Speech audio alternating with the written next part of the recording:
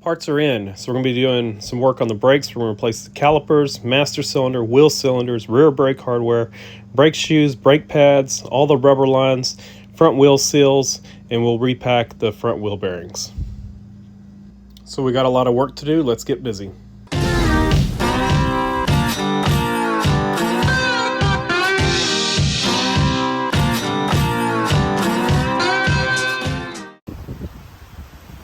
Drum brakes. Really don't mind them that much. I definitely prefer disc brakes, just so much easier. But drum brakes aren't that bad. I'm not going to do a full how-to. I'm normally just take a picture of everything, just take a couple pictures where all the springs are located, and all that kind of stuff. And then just keep in mind, if you've got a short shoe and a long shoe, keep the short shoe in the front, because chances are the metal part of the shoe may be identical front to back. So you could flip it and not realize it. So short shoe to the front, long shoe to the back. If sometimes they're both long shoes or short shoes, whatever. Sometimes they're the same, but if they're different, short shoe to the front. But one thing I wanted to show y'all is, well, two things. One, if hardware kit's not too bad, too expensive, just get one, just have it on hand. I bought a kit. I actually bought two kits. I want to say it said 2 per car, but when I got it, one kit's enough to do both sides. But it was $3 on Rock Auto, so you know, it goes on the shelf. Ended up using everything. I didn't really like the spring washer that goes behind this emergency brake arm, but I reused my old one. The new one is a much bigger one. Just personal preference there. But yeah, let me get to what I was showing you, or wanted to show you about. So two things. One, if you're gonna do, well, two tools. If you're gonna do rear brakes or drum brakes very often, it's probably worth investing in some actual drum brake tools. And I've got two tools that make this job so much easier, and they're specific for drum brakes. One is this. Now what this is the tool to do these springs. It'll hold the little clip in there, see? Or the retainer. It'll hold that in there so you can put it on or to get it off. You can push in and it grips that retainer so you can turn it and then line the slots up and take it off. Works awesome. This is a KD285. I'm sure they probably don't make it anymore. You probably find it on eBay, or there's probably something equivalent out there. If I can find one, I'll put a link in the description to something either to this or to something like it. But awesome. This was my grandfather's. No telling how many drum brakes this thing has done, but it's probably several hundred, maybe 1,000 at this point. Lots of brake jobs done with this tool. And then there's this. This is actually a channel lock brand. There's lots of different ones, different styles, but it's a channel lock number 514. Of course, made in USA, and it's got a couple things on it. This is good for catching springs, and then you can stretch them to attach them or stretch them to release them. The tool I use the most for getting springs on is this one. So what you'll do is you'll hook your spring on the, you'll hook your spring like right here, and then you just get this on there and you stretch it, and when you stretch it over, then it'll slide down and lock in. And then to remove springs, it's got a removal tool as well. It's kind of like a multi-function drum brake tool. It's got this. Now this thing works awesome.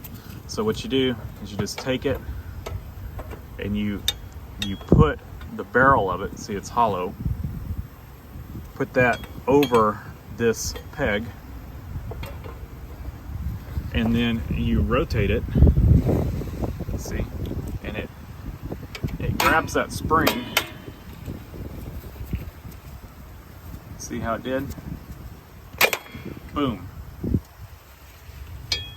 Open it up a little more. And same thing over here. Lock it in.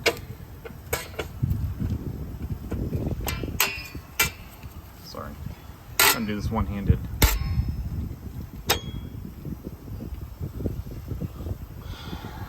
Works awesome.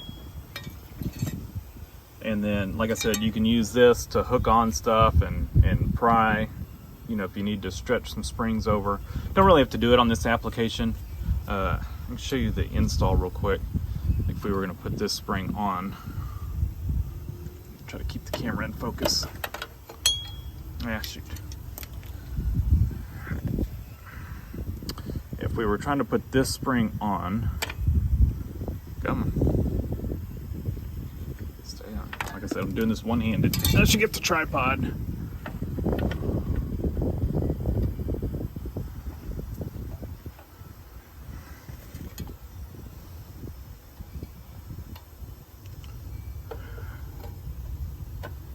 Alright, and it's got that little, see, it's rounded, so it wants to stay on that thing. Boom. And do the same thing with this one. We'll do the removal again, just to show you all that again. But that's what this thing is really handy for, is these top springs. So much easier. And like I said, I did that one-handed. So, awesome tool. Like that. I don't use this end as much. But if you've got, I think some of the GM ones, GM rear brakes, rear drum brakes, if I remember right, I use they got a spring that gets stretched kind of far, and you can kind of hook it, and then, of course, like pliers, and pull it. All right, let me get busy. I guess I could show you all this real quick.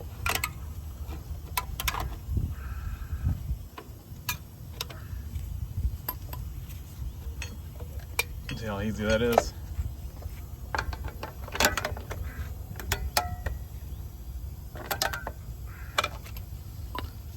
Again, one-handed.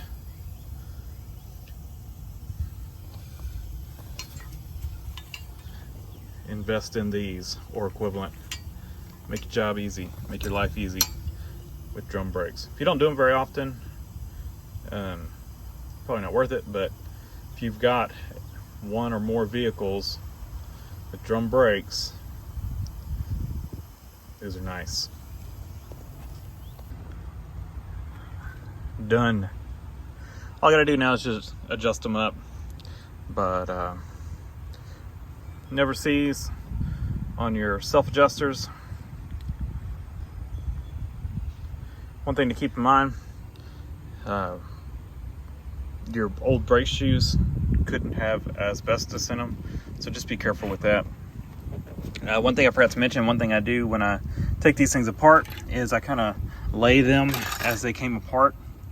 You know, this shoe over here, this shoe over here, or left and right, and then springs as they come off, with which side, you know, all this was on this side, this stuff was on that side. So just to help keep track of everything, so that when we go back together, it's easier. And then that's a reason why I buy the hardware kits. So everything looked good, but both springs were broke on the other side, and one was broke on this side. So it's good to have extras. So I'm gonna put the drum back on, and we'll hop over to the brake line, or brake hose. And this is why I replace brake hoses. How long do you think that one will last?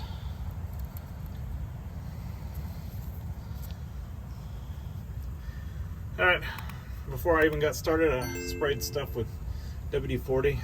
Not sure if it helps. At least not really much on these except for maybe spinning in here. But I also sprayed down all of the e-brake cables with WD-40. You can see there are these metal spiral cables. So if you spray them, you can actually get some lubricant in there, and they're actually free. So that's good. I don't know about the one going to the single one. So the two going to each wheel are free, but I'm not sure about the single one. So we'll try it out, see if it works. But to replace this cable or this hose, we're gonna undo this brake fitting right here, and then we're gonna pop this clip out, and then we're gonna undo these two here, and then we will unbolt the cable. Pretty simple, so I'm gonna knock that out real quick. Just be real careful on your fittings, your brake line fittings. If they don't want to come loose, hit them with some heat and then cool them down. I normally just hit them with a little propane torch and then just spray them with WD-40 to kind of rapidly cool it, to kind of break it loose, and then undo it. I don't think it'll be an issue on these. The wheel cylinder ones looked worse than these, and they came right off without even putting heat on them. I had to put heat on the master cylinder ones, but I think these will be fine. So I'm gonna knock them out real quick, and I'll bring y'all back when it's done. I had to set up time lapse, but it's a little dark under here, and this camera does great, but time lapse does not do that great, and it's kind of cramped under here. So I'm just gonna knock it out real quick and bring y'all back. All right, it's off. Hate to say you go by feel, but kind of go by feel. And if I feel like it wants to start to round off, I let up. I put heat on them. I had to put heat on both of these to get them off. I had to heat this one twice. Once I got it broke loose, it did not feel like it wanted to turn, the fitting turn in the line. And so I heated it again, sprayed it real good in there when I heated it, and or after I heated it, and I got it to free up. So saved both of these lines. This one up here came off just fine. No heat or anything needed on that one. So now we're ready to put our new line on. These two studs were the line, or I keep saying line, a hose. I can say everything wrong. It's where the hose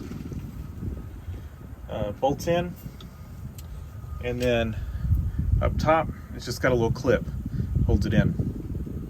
If you're doing this up north, good luck. So, you know, this is a southern vehicle, and we still fight with, you know, rusted up brake lines.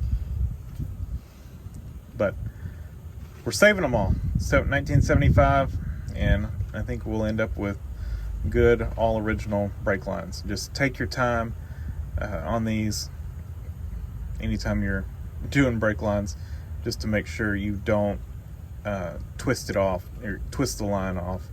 So, you know, taking your time to unfasten them and get them off saves a lot of time with replacing a brake line.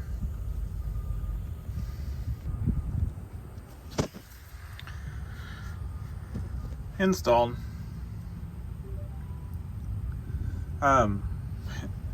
The spacing on this brake line was too close, and so I just drilled this hole out one size larger because it wouldn't fit. So now it fits, and I just threw a washer on there just to well, just because that hole was bigger. So it's all good. Lines are tight. Lines in the bracket. Looks like it's in good shape. It's not stretched too tight. We're at full droop Got the jack under it just as a support, but it's dropped all the way down. It's just kind of my backup. If my stands fail, I've got a jack. The car will only drop a few inches, you know, loading up the suspension, so it won't fall to the ground. Just as a safety. So I think we're good on the rear. We'll need to bleed them. So I've had the master cylinder just sitting with brake fluid in it with the little bench bleeder tubes in it, just letting it soak up some brake fluid. And then I'm gonna go bench bleed it now and see if and then I'll put the master cylinder on.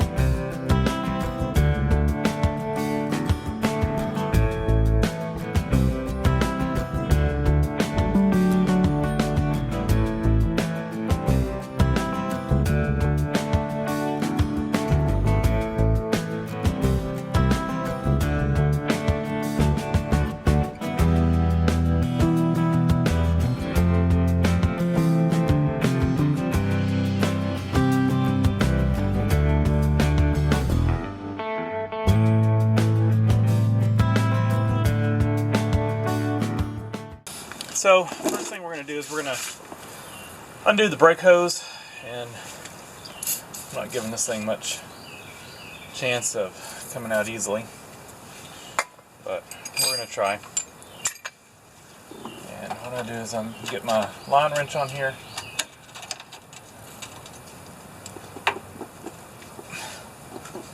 Nope. And once I feel, because you'll round them off pretty easily, so I just kind of give it a feel, and if it feels like it's gonna try to round off, give up. No, I don't give up. We go for plan B, which I've done this on the majority of these brake lines. These have probably never been off, so you're dealing with lines that have been on here since 1975. We get our torch.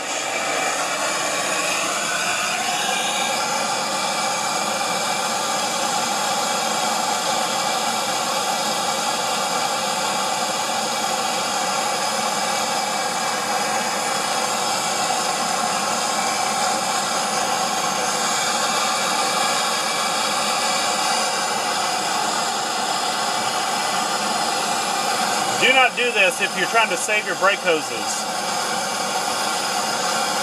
We're probably going to pop this one like we did the other side.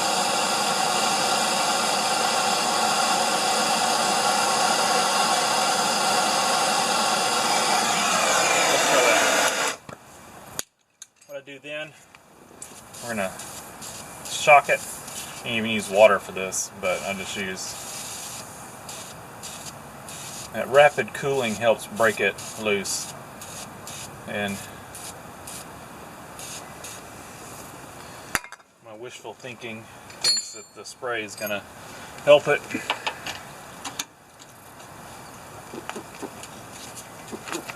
Yeah, not liking that, so we're going to do, yep, not liking it. More heat.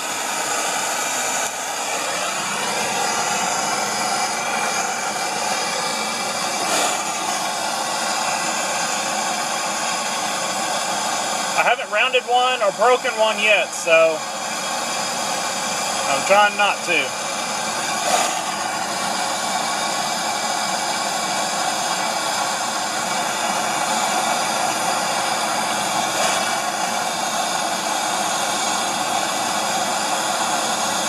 Well, I say I haven't rounded or broken one on this car yet.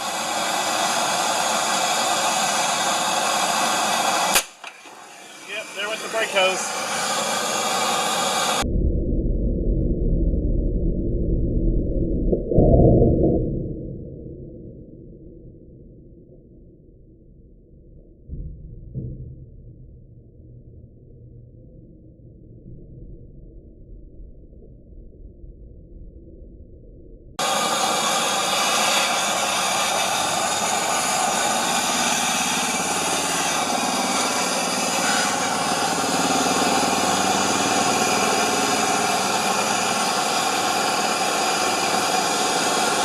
Probably should have tried to open the bleeder up, but I do have the bleeder open on the other side. Which makes me think we may have a plug somewhere.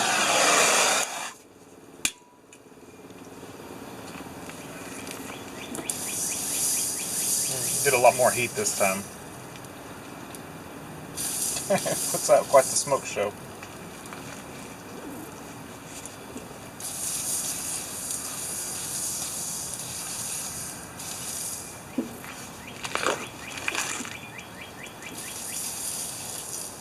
This is just garage door lubricant. I bought a whole case of this stuff.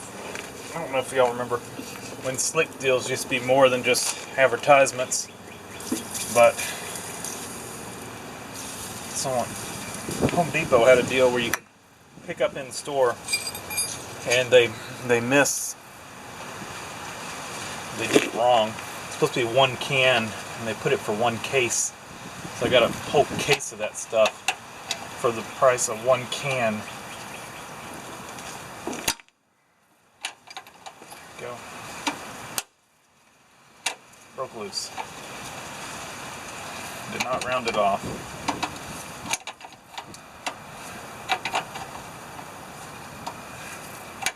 Anyway, so past 10 years I've had that whole case of garage door lube, and I just use it for, I use it for garage door lube, but I use it as a penetrant as well.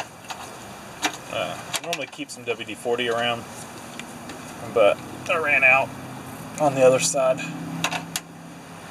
so WD-40 doesn't seem to smoke as much as this stuff. Alright, line undone.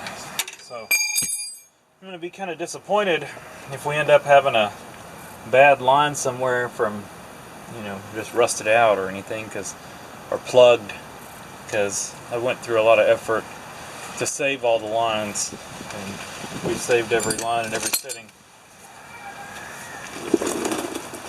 So we're going to take our, you can use a screwdriver or whatever. I'm just going to get this in here. Just hammer our clip out. We'll just leave it sitting right there.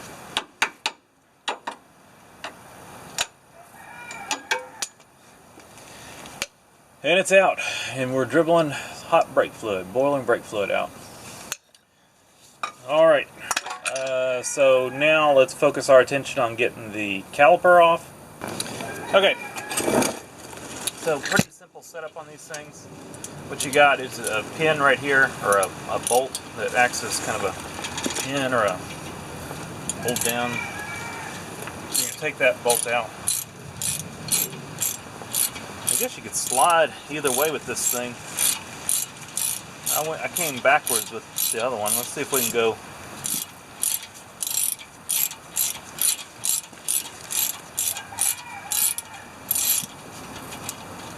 See if we can just drive it through.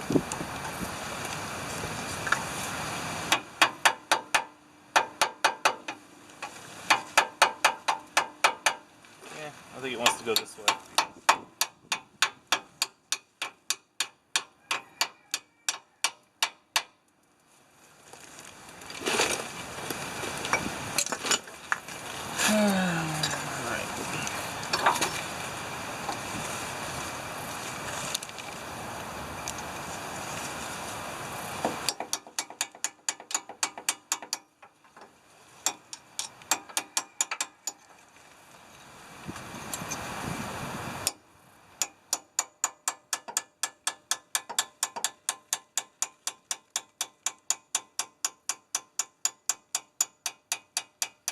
My new calipers came with new, well, I told you all that on the other side.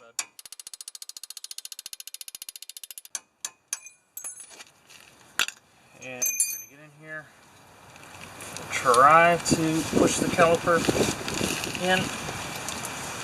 Now this one actually did. This one moved a little bit. The other side was completely seized. Now that we've moved that a little bit, it gives us a little room. I'm going to come in here just like this.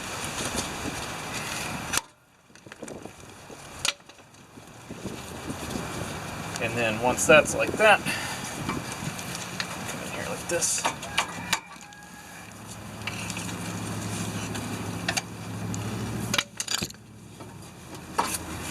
And out it comes. We'll take that brake hose off of that one, and that's our core. I'm going to take that one back. So I'll take some time. I'm not going to cover wheel bearings and all that, but I'm going to go ahead and pull this rotor off. I'm going to clean it up with a Scotch-Brite roll lock. And then I'll clean up these slide areas, and then this pad area where the pad rides here on the inside. Pad's still in here. Pop this pad out. Clean up this area here, little contact points for our pad, and then the slide areas. And that'll be pretty much ready on the spindle side of it. Like I said, I'm going to clean up the rotor. Rotor's in good shape, other than, you know, it's got some surface rust on it, but it's going to clean up. It'll be just fine. It's a good smooth surface. We're not turning them. And then, yeah, so I'll bring y'all back after I get the wheel bearings and all that stuff packed. We've got wheel bearings packed, cleaned and packed, and we've got all of our slide points cleaned up, and we got a little bit of never seize on them, anti-seize. We're ready to load up the caliper. I did put some never seize, anti-seize on the caliper as well, and we've got our brake pad sprayed, so we're gonna just drop this pad in just like that. So that's ready to go. Not quite. There we go. It's in place. Now, if we look at our old pad on the other side, we've got a clip. We got a not transfer. We got a new clip to put on, but we put it in the same position. Just like that. And I will reposition y'all where you can see the rotor. So we're going to install our new pad, our inside pad. Just kick it in right there. And watch out for the never seize.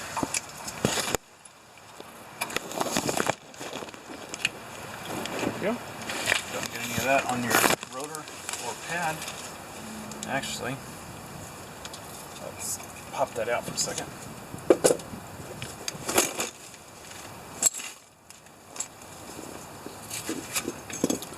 Got a paper towel here. Spray it just a little bit of brake cleaner.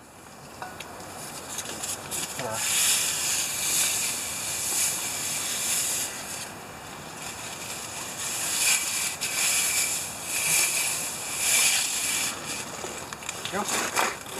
Now we put our pad in.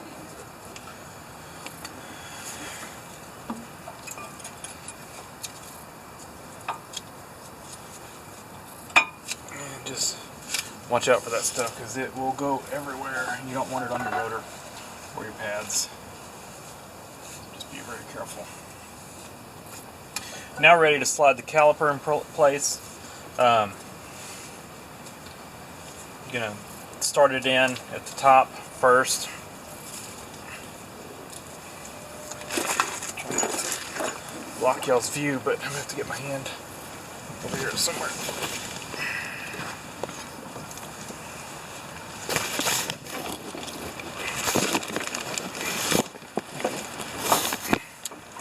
Ooh, it's tight.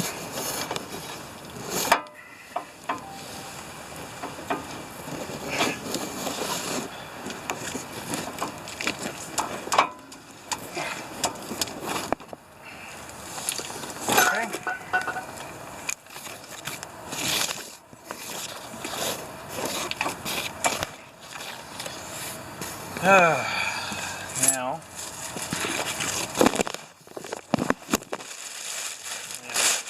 probably messing with y'all's audio. Tarp over the roof of this thing. I did not put any anti-seize on the slide thing here because we've already got it everywhere else. I think we're plenty lubed up, and we'll kick off some of the excess.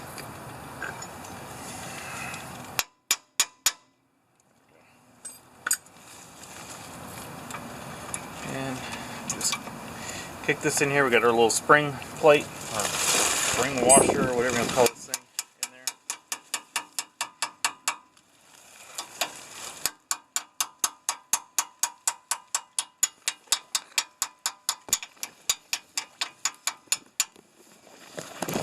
Man, this tarp.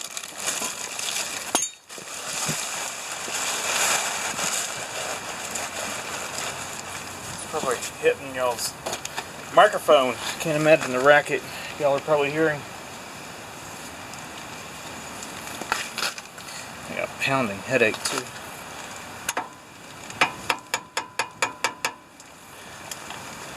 And we just get that centered up.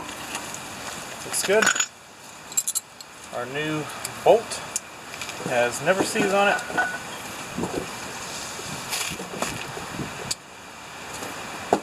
Wherever it is, it's on the package. Start that. Yeah, that probably went a little crazy on the anti-seize, but I didn't go crazy enough that it's getting on the pad and rotor. So that's the main concern. Make sure you don't get it on the pad or rotor.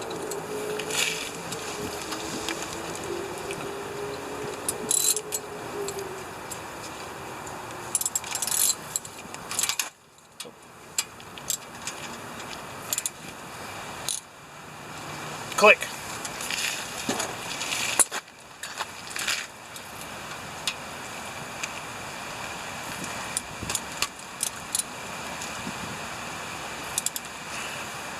Double click. Like that.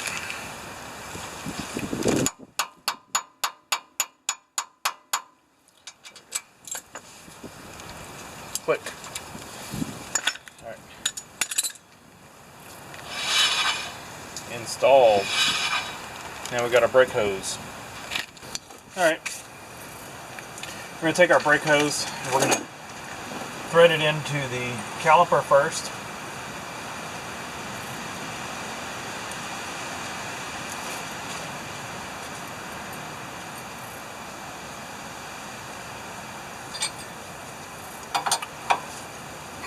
Tighten that up.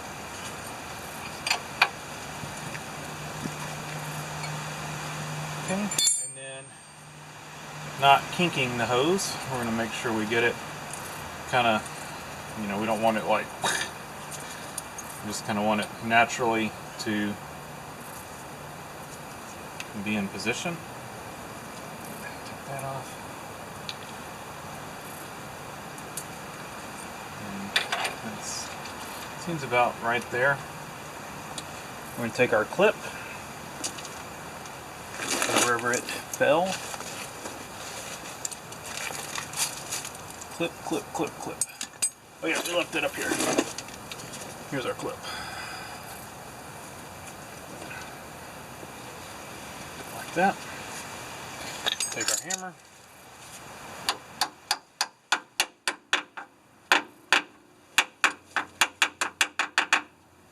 It's in position. And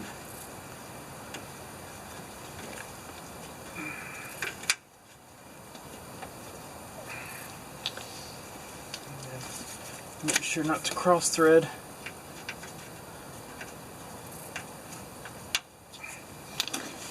It started well.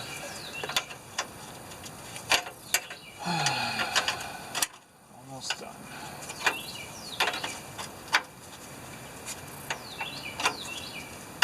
Well, unless we've got some brake lines that are bad. Okay. You don't have to go crazy torque on these.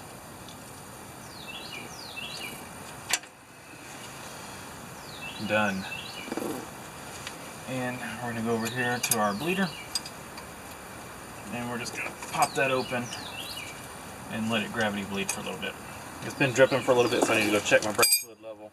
So I'm going to go through and bleed the brakes, and then we should have good brakes, unless we've got, like I said, unless we've got a bad, either a bad new component or a bad brake line somewhere, or clogged brake line. So let me go do some of that, and I'm going to go ahead and grease the front end components on this side.